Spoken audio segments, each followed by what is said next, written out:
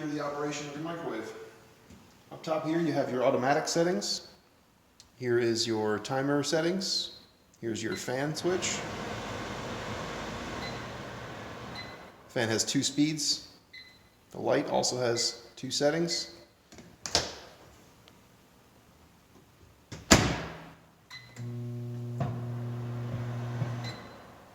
And that's the microwave operation. The fan is recommended for when you're boiling things on the stove to avoid condensation building up.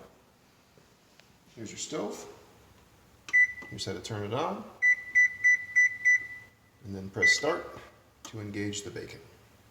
To cancel, simply press cancel. Your broil function is up here. And your broiler is at the top of the stove here. Your oven light button turns the light on when the door is closed and off again.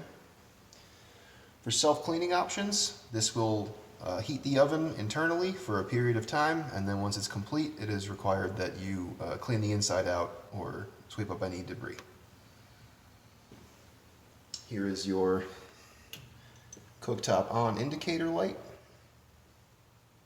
When the surface becomes hot, this light will turn on.